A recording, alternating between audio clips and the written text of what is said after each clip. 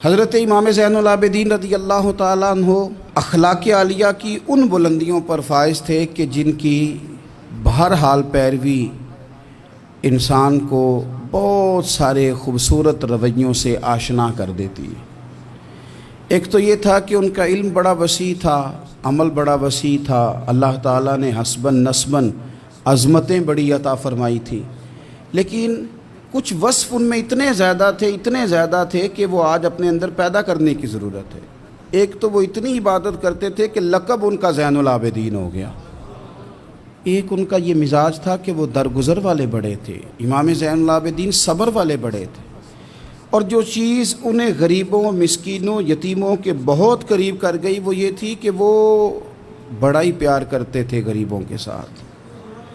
بھوکوں کو کھانا کھلانا، لوگوں کو کپڑا پہنانا، لوگوں کی خبرگیری کرنا ان کا بہت بڑا ذوق تھا۔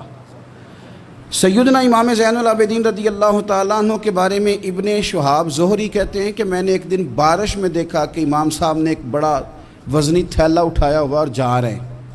میرے ساتھ میرا غلام تھا، خادم تھا، ملازم تھا۔ میں نے کہا حضور اس کو دے دیں، یہ لے جاتا ہے۔ تو فرمانے لگے نہیں، میں خود ہی اٹھاؤں گا۔ میں نے کہا حضور مجھے دے دیں، پھر میں اٹھا لیتا ہوں، کہاں جانا ہے؟ فرمانے لگے میں نے سفر کرنا ہے، تو یہ زاد راہ ہے جو میں نے اٹھایا ہوا ہے، سفر کی ضرورت کا سامان ہے۔ کہتے میں سمجھا کہیں دور سفر پہ جا رہے ہیں، پر صبح نماز میں میری ملاقات ہو گئی، تو میں نے کہا حضور آپ گئے نہیں، آپ تو رات سفر پہ جا رہے تھے۔ چپ کر گئے۔ میں نے دوبارہ پوچھا تو کہنے لگے زہری تو میری بات سمجھا نہیں، وہ میں نے تھیلا اٹھایا تھا، کسی غریب کی مدد کرنی تھی، میں وہ زادرہ اس لیے جمع کر رہا تھا کہ جب آخرت کے سفر پہ جاؤں گا تو میرے کام آئے گا۔ 100 گھر تھے مدینہ منورہ میں، 100 گھرانے جن کے گھر میں 3 وقت کا کھانا پہنچتا تھا، ان کے بچوں کے ان کے لیے کپڑے پہنچتے تھے، ضروریات کا سارا سامان پہنچتا تھا، لیکن ان 100 گھروں کو پتہ نہیں تھا کہاں سے آتا ہے، نہیں پتہ تھا۔ کوئی بیٹھا ہوا مجھے دور دعا دیتا ہے۔ اگر وہ لانے والے سے یا دے کے جانے والے سے کبھی پوچھتے کہ کس نے بھیجا ہے تو وہ کہتے آگے سوال نہ کرنا، ایسا نہ ہو کہ دینے والا ناراض ہو جائے، بھیجنے والا آپ کی اس بات سے نالاں ہو جائے۔ یہ ہمیں حکم نہیں ہے، پہنچانے کا حکم ہے، بتانے کا نہیں۔ اور یہ کام ایک دن نہیں ہوا، یہ سالوں ہوتا رہا۔ پھر اچانک 2-1 دن ایسے گزرے کہ وہ لنگر آنا، وہ کھانا آنا بند ہوا۔ اب وہ 100 کے 100 گھر جب پریشان ہوئے تو ان کی ایک دوسروں سے بھی ملاقات ہوئی۔ انہوں نے کہا پتہ تو کرو، جو سالوں تک ہماری کفالت ہوتی رہی تو معاملہ کیا ہوا؟